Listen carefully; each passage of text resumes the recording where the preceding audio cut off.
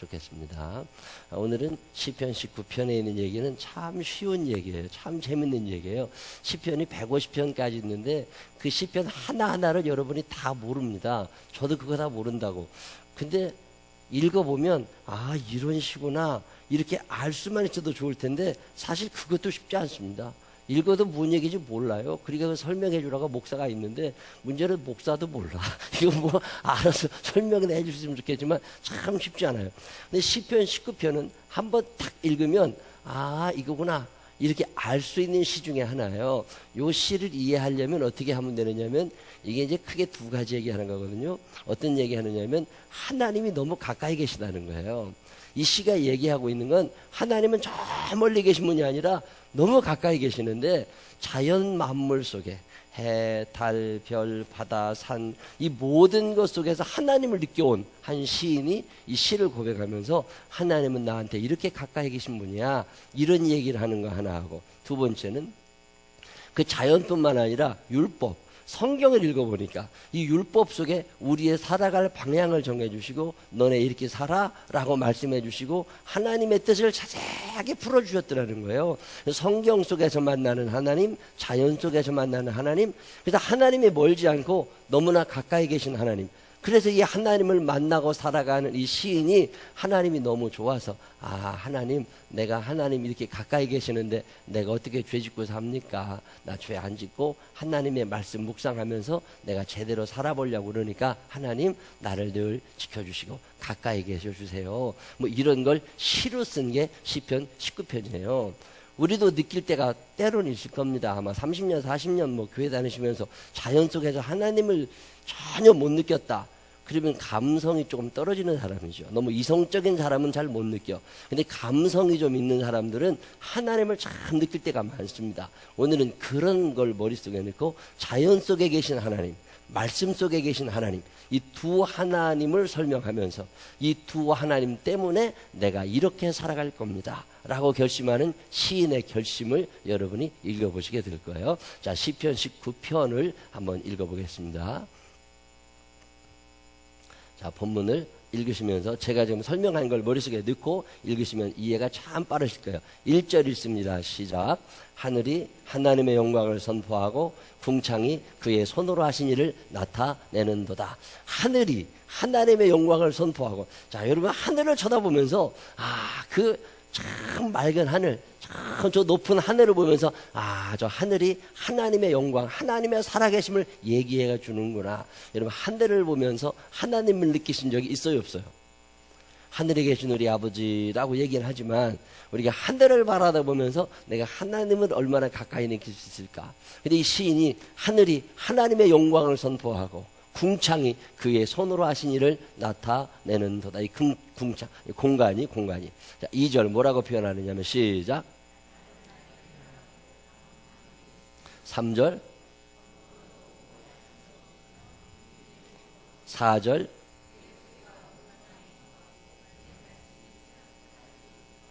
거기까지만 읽어보면 날은 날에게 말하고 밤은 밤에게 지식을 전하니 무슨 얘기예요?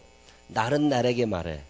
보초들이 1시부터 2시까지 보초 듣는 사람이 이제 나가면서 아무 일 없었어. 그럼 2시부터 3시까지 보초를 또 쓰고 3시부터 4시까지 보초 쓰는 사람이 또 오면 아무 일 없었어. 아니면 이런 일이 있었어. 그리고 얘기를 해주면서 보초를 계속 바꿔나가는 것처럼 날은 날에게 또 하나님을 이야기하고 밤은 밤에게 또 하나님을 이야기하고 내 귀에 아무 소리도 들리는 것 같지 않지만 하나님의 소리는 온 땅에 통하고 그의 말씀이 세상 끝까지 이르더라는 거죠. 여러분 이런 거 한번 느껴보셨어요? 참 이런 걸 읽을 때마다 하나님 참 대단하시다. 이 시인은요 참 다윗이라고 하는 사람이 특별한 감성을 가진 사람이에요. 우리는 그냥 하루가 지나갔다 달려가나 넘어갔다 하루하루 지나갔다 그러는데 그냥 지나갔다고 말을 하지 아니하고 날은 날에게 말하고 밤은 밤에게 지식을 전하니 무엇에 대한 지식을 전하는 거예요? 하나님이 어제 이런 일을 하셨어. 하나님이 이렇게 해주셨어. 이런 얘기를 해가 또 전하고 달이 또 전하고 뭐 이렇게 한다는 거예요. 하나님이 그랬더니 하나님이 그 해를 위하여 장막을 베푸셨어. 하늘에. 자, 해가 저기 산에 가서 툭 떨어지잖아요. 해가 떨어지는 거 보면서 해가 졌나 보다 뭐 이런 생각하는 사람들 별로 없습니다. 요즘에는 정신없지도 사니까 아무 생각 없이 살잖아요. 근데 시인은 지금 해가 산에 떨어지는 걸 보면서 무슨 생각을 하는 거예요? 아, 하나님이 저곳에 해를 위한 집을 지어 놓으셔가지고서 해가 거기에 지금 잠을 자러 들어가는 거예요. 그래서 하나님의 해를 위하여 하늘에 장막을 베푸셨도다.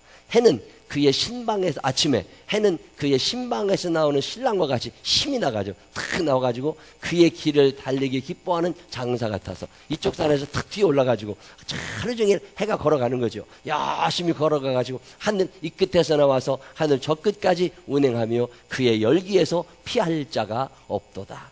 이게 해가 그냥 이렇게 떴다가 졌다 이런 걸 보면서 아, 하나님이 저 해를 위하여 방을 신방을 하나 꾸며주셔가지고 저속에 가서 잠을 잔 다음에 또 아침에 일어나가지고 열심히 뛰어가지고서 이쪽까지 가가지고서 아, 참 어쩌면 이런 생각을 했을까 싶어. 여러분 이런 생각 들어요 안 들어요? 지금까지 해를 몇 번 보셨어? 1년 365일 보셨으면 10년 봤으면 3650번이야. 3650번씩 적어도 50년 살았으면요 15,000번 이상을 봤다니까. 15,000번 해를 바라다 보면서 해가 이쪽에 방에서 나와서 막 뛰어가지고 저쪽으로 가면서 하나님이 이런 일을 하셨대, 하나님이 이런 일을 하셨대. 그리고 새한테 전하고 나무한테 전하고 별 이런 거를 다 전해주더라는 거예요. 어쩌면 똑같은 해를 보는데 어떤 사람은 그 해를 보면서 하나님을 발견해내고 어떤 사람은 해를 보면서 더운데 저거 언제 지나 이런 생각 말아가지고 이러니 뭐 이게 수준이 난요 천국 가면 어떻게 저런 분들하고 같이 앉아있을까 싶어. 참 야 지금 자 다시 이런 걸 머릿속에 넣고 1절부터 6절까지를 여러분이 다시 한번 읽어보겠습니다. 자 1절 시작.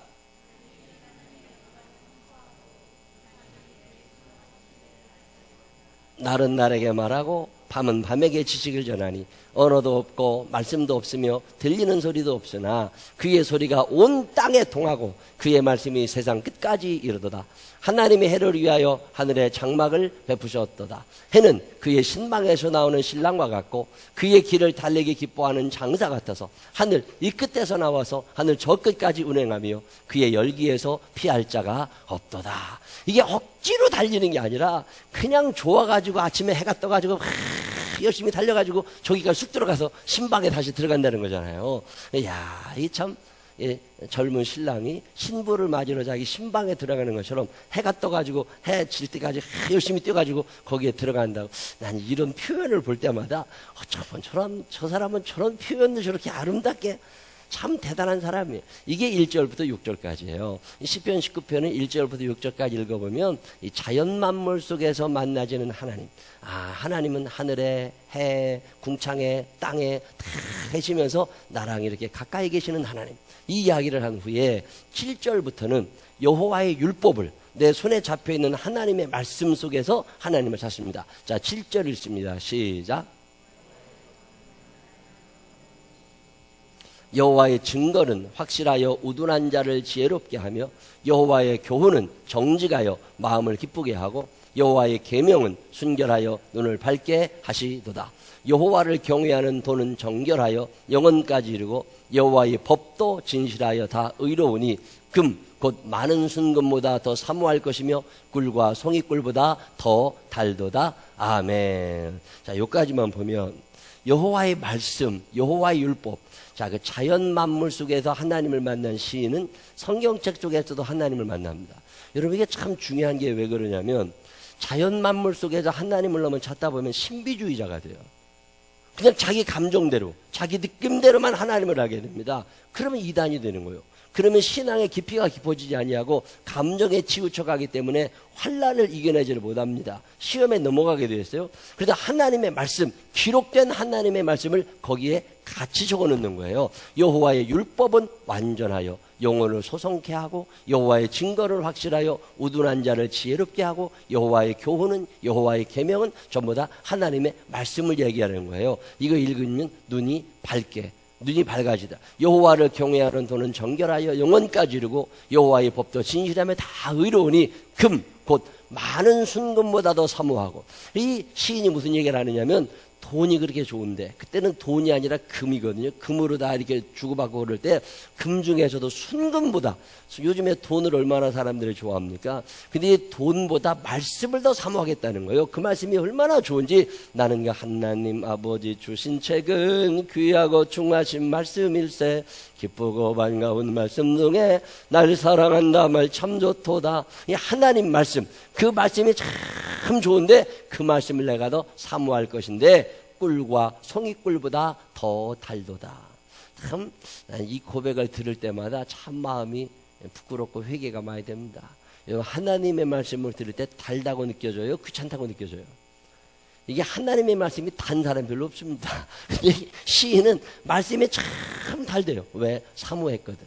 배고플 때 먹으면 맛있어요. 배부를 때 먹으면 맛이 없어요. 똑같은 거예요. 하나님의 말씀을 사모하니까 그 말씀이 꿀처럼 단 거고, 하나님의 말씀을 사모하지 않으니까 무슨 말씀을 전해도 잔소리가 되는 거지. 근데 이 시인은 그래서 하나님의 말씀이 참 달고 좋습니다. 내가 하나님의 말씀을 사모하고 그 말씀대로 살아가고 싶습니다. 이런 결심을 지금 하는 거예요. 그러면서 이렇게 결심합니다. 11절 시작.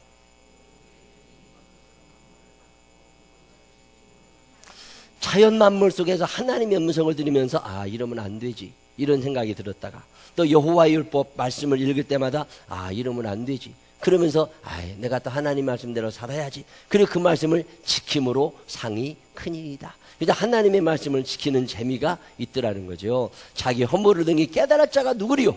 내가 내 허물을 어떻게 알아요? 누군가 가르쳐줘야 알지. 가르쳐줘야 알지. 근데 누가 가르쳐준다는 거예요? 자연 속에서 하나님이 말씀하시고, 말씀 속에서 또 하나님이 말씀하시고, 그래서 내가 바로 갈 수 있도록 하나님이 인도해 주시니, 자기 허물을 능히 깨달을 자 누구리요? 나를 숨은 허물에서 벗어나게 하옵소서. 그리고 이야기를 하면 이렇게 결심합니다. 13절 시작. 또 주의 종에게 고의로 죄를 짓지 말게 하사. 가까이 계시잖아요. 자연 속에 계시고 말씀 속에 계시면서 나와 함께 하시는 주님, 나를 지켜주시는 주님, 나와 함께 하시는 주님, 함께 하시니까 하나님 내가 죄 짓지 않게 하시고 그 죄가 나를 주장하지 못하게 하옵소서. 그리하면 내가 정직하여 큰 조가에서 벗어나겠나이다. 하나님이 그렇게 가까이 계시니 내가 죄 짓지 않고 살겠습니다. 나의 반석이시요 나의 구속자이신 여호와여. 그 다음에 시작. 내 입의 말과 마음의 묵상이 주님 앞에 연락되기를 나의 입술의 모든 말과 나의 마음의 고백 묵상이 주께 연락되기를 원하네. 생명이 되신 주, 이런 찬양 있잖아요. 나의 입술의 모든, 이게 시편 19편에 나와요. 이 고백을 왜 하게 되었느냐? 자연 속에 계신 하나님을 만나고 율법 속에 계신 하나님을 만난 후에 아, 하나님 아버지, 내가 이제는 죄악을 멀리하며 주님의 뜻대로 살기를 원합니다. 아침부터 저녁까지 해를 보며 달을 보며 그리고 말씀을 보면서 하나님을 고백할 때 내 마음의 고백, 내 입술의 말이 하나님 앞에 연락되기를 원합니다. 그리고 고백하는 게 시편 19편이에요. 자, 이해가 되세요, 안 되세요? 이해가 얼추 되시는 분들만 끄떡끄떡 한번 해봐요. 얼추 이해가 되죠? 자, 이걸 머릿속에 넣고 다시 한 번만 이 시를 읽어봤으면 좋겠지만 시간이 없는 관계로 넘어가도록 하겠습니다.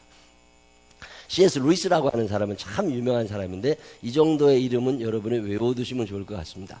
그 사람이 이런 이야기 했습니다. 한번 읽어보겠습니다. 시작.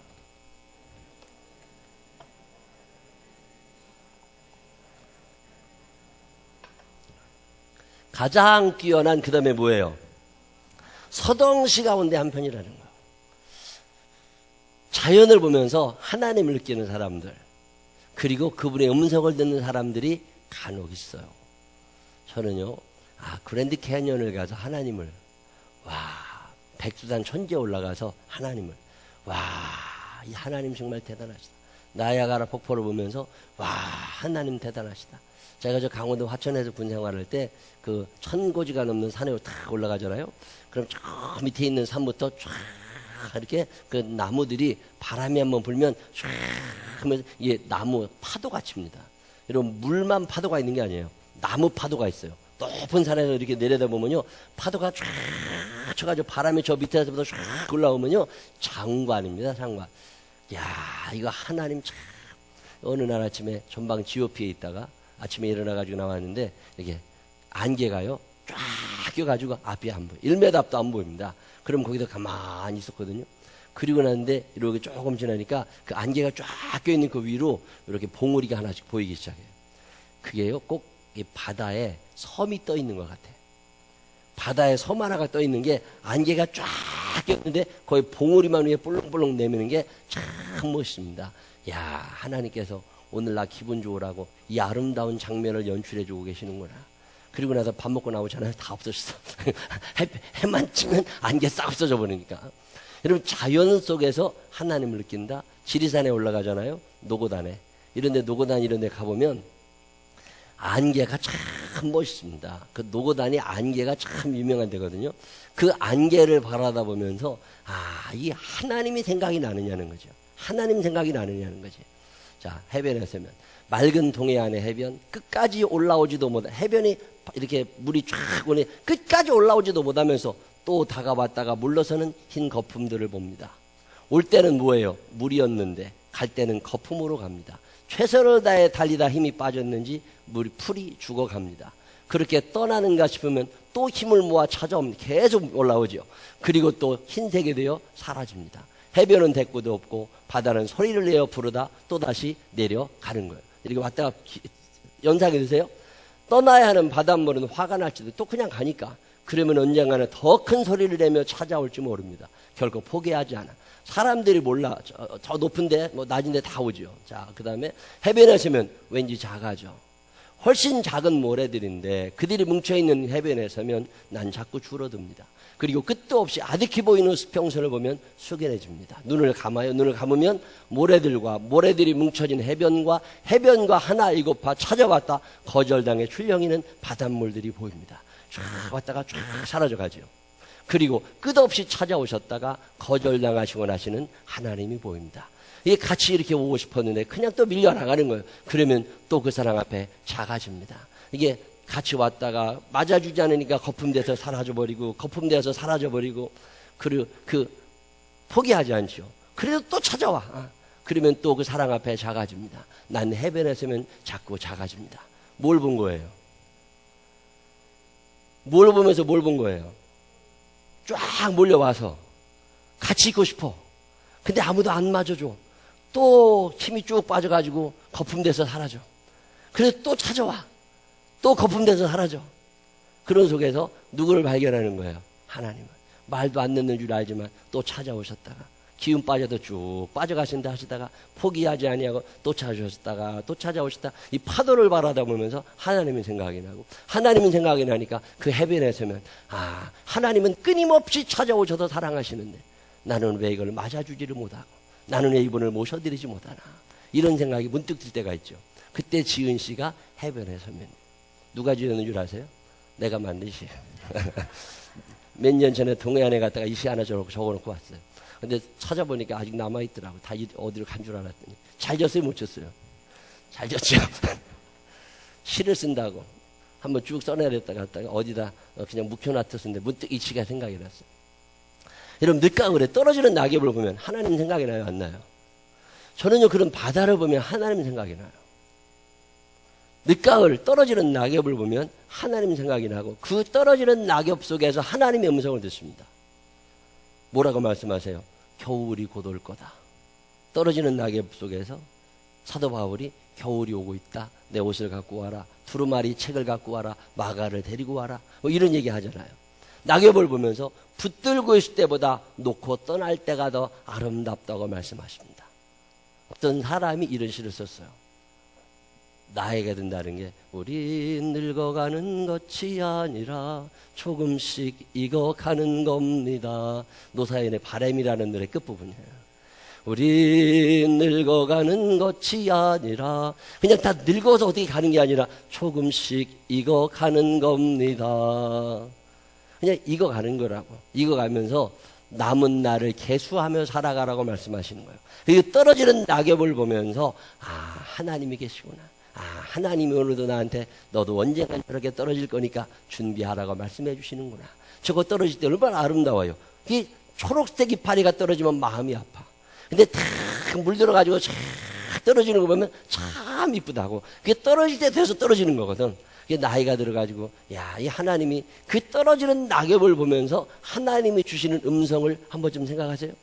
머리가 휘어지는 걸 보면서 염색할 생각만 하지 말고 이 휘어지는 머릿속에서 하나님이 내게 뭐라고 말씀하시나, 이런 생각 나세요, 안 나세요? 그게 감성적 서정 시인들이에요. 그게 여러분들이 이빨이 빠지는 줄 알아요? 이빨이 흔들리고 이빨이 빠지면 어느 치과에 가야 되냐, 어느 치과는 얼마고 어느 치과는 얼마야 되냐, 그런 것만 따져대지 말고 이 이빨 빠지는 것 속에서 하나님이 나한테 뭐라고 말씀을 하시나, 이 자연 섭리 속에서 하나님을 발견해낼 수 있느냐, 이게 시편 19편의 다윗의 마음이에요. 저희 시를 읽을 때마다 마음이 참 아름다워집니다. 윤동주 시인이 별에는 밤이라는 그 시를 쓰면서 별 하나의 추억과 동경과 꿈과 사랑과 다 별마다 이름을 지어주고 가다가 별 하나를 바라보면서 어머니가 생각이 난 거예요. 저 북간도에 계시는 어머니가 생각이 난 거예요. 그리고 별 하나의 어머니. 그리고 나서는 더 시를 못 이어갑니다. 그리고 한참이나 빠져 있다가 어머니. 그리고 다시 시를 시작하잖아요. 이게 감성이라는 게, 이게 하나님이 그냥 목사라는 사람의 입술을 통하여만 말씀하시는 게 아니라, 성경책 속에서만 말씀하시는 게 아니라, 부는 바람 속에서 해, 바람, 바다, 나무, 이 노을, 아침에 떠오르는 태양, 이런 것 속에서 하나님이 얼마든지 말씀하시더라는 거죠. 이게 우리가 잘 아는 미켈란젤로라는 사람이 있습니다. 이 미켈란젤로는 나이 90대 가지고 80인가 그 시스틴 성화의 천지창조 벽화를 그리는 사람인데, 그 사람이 그거를 다 그냥 오랜 세월에도 그걸 다 그려놓은 다음에 얼마나 기뻐요. 그래서 다 서명을 쫙 하고 나가지고 나왔는데 자연이 그렇게 이쁘더랍니다. 그 자연이 얼마나 이쁜지, 그래 다 입이 벌어져가지고 너무 이쁘다, 너무 아름답다. 그리고 이제 가만히 생각해 보니까 이게 하나님이 지으셨더라는 거예요. 근데 하나님이 지으셨는데 하나님이 이 자연만물 어디에도 당신의 사인을 하지 않으셨더라는 거예요. 근데 자기는 지금 그림 하나 그려놓고 잘 그렸다고 사인 하나 해놓고 나왔거든요. 그래가지고 다시 들어갔대요. 그래가지고서 사인을 지웠답니다. 다 지운 다음에 미켈란젤로가 평생토록 자기 그림에 사인을 안 남깁니다. 하나님께서 지으신 세계가 이렇게 아름다운데, 하나님은 사인을 남기지 않으셨는데 왜 나는 거기다 서명을 하려고 그러나. 그래가지고서 서명을 하지 않은 화가로 유명한 사람이 미켈란젤로예요. 가만히 생각해 보면 우리도 이 서정 시인이 될 수가 있습니다. 여러분 얼마나 아름다운 감성을 가지고 계세요. 여러분 찌개가 끓는 걸 보면서 하나님 생각날 때가 있어요, 없어요? 여러분 밥 김이 푹 올라오는 소리를 들으면서 하나님 생각날 때가 있어요, 없어요? 세탁기 돌아가는 소리를 들으면서 하나님 생각날 때가 있어요, 없어요? 아무 생각 없으면 안 된다니까. 파도 소리를 들으면서, 계곡의 물소리를 들으면서. 제가 옛날에 대한수도원에 가서 거기서 기도하고 있을 때인데, 그 대한수도원은 그 한탄강 계곡 옆에 있거든요. 근데 아침에 이 한탄강 계곡이 흘러가는 그 물소리에 잠이 깨요. 참 기분이 좋아요. 하나님께 좋은 일이 아침에 잠명종 소리가 아니라 물소리를 통해서 내 잠을 깨워주고 계시는구나. 하나님 참 감사합니다. 그리고 아주 물소리 속에서 나에게 말씀하시는 하나님을 느끼게 되죠. 이게 시편 19편 1절에서 6절입니다. 자, 다시 한번 구절을 설명해 드리면, 자, 1절부터 6절까지 자연을 통해서 당신을 드러내시는 하나님. 2017년 8월에도 마찬가지입니다. 자연을 통해서 당신을 드러내시는 하나님, 전문 용어로 이것을 자연계시 이렇게 표현해요. 뭐라고 그런다고요? 자연계시. 여러분들 이걸 느끼는 적이 있어요, 없어요? 있습니다. 얼마나 있어요. 파도를 바라다 보면서 이게 물이 되어 돌아왔다가 거품되어 떠나가는 그 파도를 보면서 하나님의 끊임없는 사랑을, 그 사랑을 받아들이지 못하는 죄인 된 나를, 그래서 끊임없이 작아질 수밖에 없는 나를 바라보는 것처럼 얼마든지 바라다 볼 수 있습니다. 이걸 자연계시라고 그래요. 하나님은 오늘도 말씀하고 계심을 믿으시기를 바랍니다. 단지 내가 영적으로 어두워진 거예요. 내 마음이 완악해진 거예요. 먹고 사는 문제로 다 잊어버린 거예요. 어렸을 때는요, 낙엽만 떨어져도 울어. 어렸을 때는 무슨 얘기만 듣다가도 울고, 텔레비만 봐도 그렇게 울어. 그리고 참 감성이 풍부한데 언제부터인가 다 잊어버리고 산 거예요. 이 풍성한 영성, 이 감성이 없어져 가게 되면 독밖에 안 남습니다. 그러니까 독이 표독스러워진다 그러잖아요. 그러니까 내 감성이 아직도 살아있나, 이거 한번 잘 생각해 보실 필요가 있다니까. 자연계시, 자연 속에서 당신을 드러내시는 하나님. 2017년 이 해가 다 가기 전에 이 자연 속에서 우리에게 말씀하시는 하나님을 만나게 되시기를 주님의 이름으로 축원합니다. 이 자연 속에서 하나님을 만나게 되면요, 참 가깝게 느껴져요. 아, 하나님이 이렇게 나랑 가까이 계시는구나. 7절부터 10절까지는 말씀을 통하여, 특별히 율법을 통하여 당신을 드러내시는 하나님, 이걸 전문 용어로 뭐라고 그래요? 특별 계시라고 합니다. 그래서 1절로 6절은 자연 계시, 7절로부터 10절은 특별 계시. 그래서 이 두 가지를 통해서 우리에게 말씀하시는 하나님, 그 계시에 대한 우리들의 반응. 그래서 다윗이 어떤 반응을 보입니까? 그래서 내가 죄 짓지 않겠습니다. 하나님이 가까이 계시니까 내가 부지 중에라도 알고 지은 죄, 모르고 지은 죄, 죄 짓지 않겠습니다. 그리고 내 마음까지도 하나님 앞에 다 연락되기로 합니다. 나의 입술에 모든 말과 나의 마음의 묵상이 주께 연락되기를 원합니다. 그리고 얘기하는 게 시편 19편이에요. 자, 내용을 다시 한 번만 쭉 깊이 들어가서 봅시다. 자, 1절. 하늘이 하나님의 영광을 선포하고 궁창이 그 손으로 하신 일을 나타내는도다. 자연 계시 쭉 얘기하는데, 선포한다, 나타낸다, 이건 한 번으로 끝났다는 게 아니라 계속 이어지고 있다는 거예요. 하늘이 하나님의 영광을 선포하고 있고, ING 진행형이에요. 원어는 궁창이 그 손으로 하신 일을 나타내고 있고, 지금도 계속 이어진다는 그런 얘기를 합니다. 그러면서 2절로 4절에 날은 날에게 말하고 밤은 밤에게 지식을 전하니 언어가 없고 들리는 소리도 없으나 그 소리가 온 땅에 통하고 그 말씀이 세계 끝까지 이르도다. 서로 연락하면서 보초를 서고 있는 모습, 우리 귀에는 들리지 않지만 서로에게 하나님을 설명하고 있는 모습. 해가 달에게 말하고 달이 해에게 말하고 하나님이 이러실 때 하나님이 이런 걸 느낀다는 거야. 자연계시. 그러면서 이건 그냥 넘어가십시다. 자연계시. 자, 이거 아까 제가 설명해 드렸는데, 자, 또박또박 읽어보실까요? 시작. 이것은 시적인 언어로, 그리고 매일 아침 태양은 그 방에서 나옵니다. 그 방에서 나오는 태양은 마치 갓 결혼한 신랑과 같이 새 옷을 입고 모든 것을 새롭게 단장한 신랑과 같이 찬란한 광채를 띠고 있습니다. 그리고 태양은 마치 길을 달리기 기뻐하는 장사 마라톤 챔피언과 같아서 하늘 끝에서 나와서 저 끝까지 달린다는 거죠. 참 아름다운 표현이라고 생각해요. 이런 시를 읽으면서 아름답다고 느끼지도 못하는 사람이 대부분이야. 이거 뭐 이런 게 있었나 없었나. 여러분 시편 19편 그동안 읽어본 적이 있겠어요 없겠어요? 있었죠. 알았어요 몰랐어요? 모르는 거죠. 자, 7절로 9절은 율법 얘기라고 그랬죠. 자, 특별 계신데, 자, 읽어보세요. 시작. 자, 1절 6절에는 하나님으로 부릅니다. 하나님. 하늘이 하나님을 선포하고 궁창이 하나님을 선포하고, 근데 7절부터는 여호와라고 표현이 바뀌어요. 히브리 사람들은 하나님은 좀 멀리 느껴집니다. 여호와는 가깝게 느껴진다네요. 그래서 그렇게 이 시를 바꾼다고. 아빠, 아버지 이 차이래요. 아빠는 조금 가깝게 느껴지고 아버지 조금 멀게 느껴지고 아버님 그러면 더 멀리 느껴지고 뭐 이러는 거죠. 아빠, 아버지 이런 차이가 하나님과 여호와의 차이라고 어떤 책에 설명이 되어 있더라고요.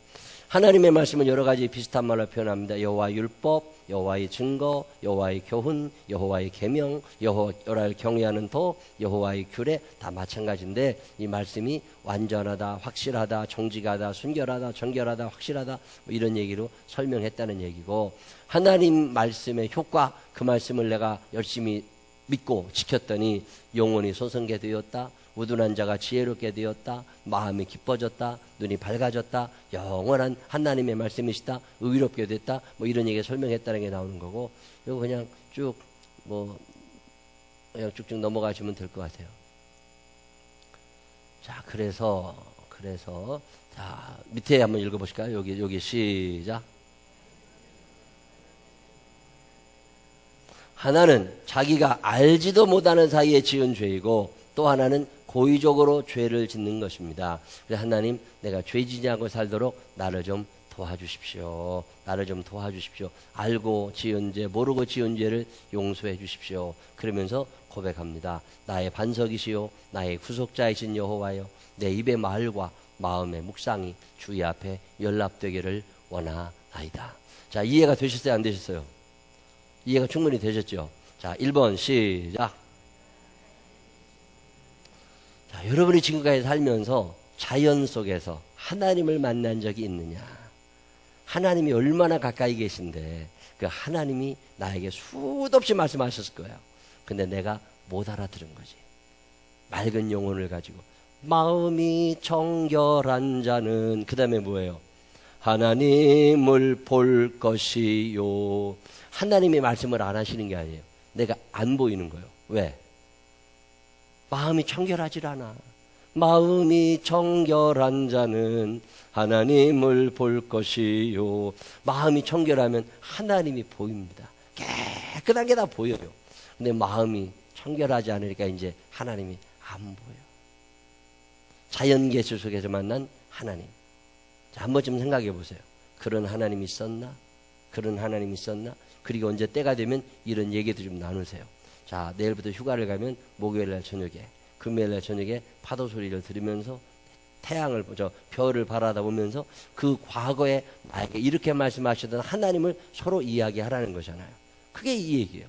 자, 두 번째, 시작. 내가 성경을 읽는 가운데, 하나님은 하나님의 말씀을 듣는 가운데 내가 만난 하나님이 계신가? 그 하나님은 내게 무엇하고 말씀하셨나? 내가 특별히 은혜 받은 말씀은 무엇인가? 최근에 하나님께서 내게 들려주신 음성은 무엇인가? 이런 걸 생각해 보라는 거죠. 이 시편 19편 읽으면 이런 생각이 참 많이 납니다. 그리고 세 번째, 시작. 하나님 앞에서 나의 소원은 내가 죄짓지 말고 내가 하나님의 거룩한 산 제물이 되어서 나의 입술의 모든 말과 내 마음의 묵상이 주께 연락되기를 원합니다. 내가 제물되어서 하나님께 연락되기를 원합니다. 고의적으로 또는 부지중에라도 죄를 짓지 않겠습니다. 이런 얘기하고 있는 게 시편 19편입니다. 자, 이제 여러분들이 남한테, 다른 사람들한테 설명을 할 수 있겠어요, 없겠어요? 처음으로 좀 올려줘 보세요. 처음으로, 요걸 맨 처음으로. 자, 하나님의 말씀은 들은 데 끝나지 말고 내가 이제 전해야 된다고.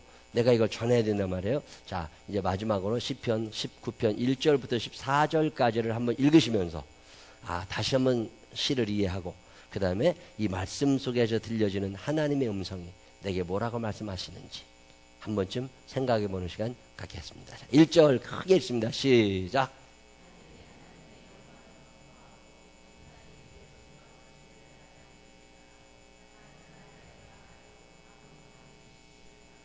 언어도 없고 말씀도 없으며 들리는 소리도 없지만 그의 소리가 온 땅에 통하고 그의 말씀이 세상 끝까지 이르도다. 하나님이 해를 위하여 하늘의 장막을 베푸셨도다. 해는 그의 신방에서 나오는 신랑과 같고 그의 길을 달리기 기뻐하는 장사 같아서 하늘 이 끝에서 나와서 하늘 저 끝까지 운행하며 그의 열기에서 피할 자가 없도다. 여기까지 하는고. 자, 7절부터 다시 한번 시작.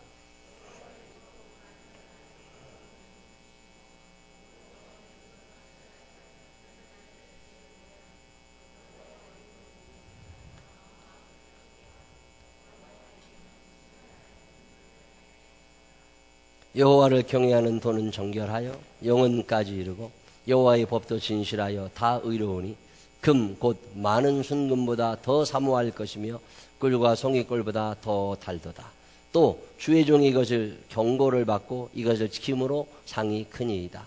자기 허물을 능히 깨달을 자 누구리요? 나를 숨은 허문에서 벗어나게 하소서. 또 주의 종에게 고의로 죄를 짓지 말게 하사 그 죄가 나를 주장하지 못하게 하소서. 그리하면 내가 정직하여 큰 죄가에서 벗어나겠나이다. 나의 반석이시요 나의 구속자이신 여호와여, 내 입의 말과 마음의 묵상이 주님 앞에 연락되기를 원하나이다. 아멘. 자연 속에서 하나님을 만나고 그 하나님을 고백할 때 하나님이 그걸 받아주시라는 거잖아요. 율법 읽고 그 율법대로 살아가려고 결심할 때 하나님이 나를 받아달라는 거잖아요.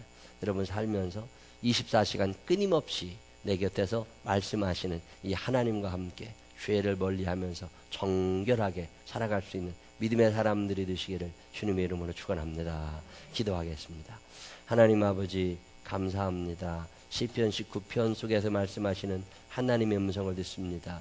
그냥 읽고 지나쳐버리는 사람들 되지 않게 하여 주시옵시고 맑은 영혼 순수한 감성으로 자연 속에도 주시는 하나님의 음성을 듣게 하여 주시옵시고 또 냉철한 이성으로 분명히 말씀하고 계시는 성경 속에서 말씀하시는 하나님의 음성도 듣게 하여 주시옵소서. 그래서 그 음성대로 살아 내 마음의 묵상이 주께 연락되기를 원하는 우리 모두가 되게 하여 주옵소서. 예수님 거룩하신 이름으로 기도드렸습니다. 아멘.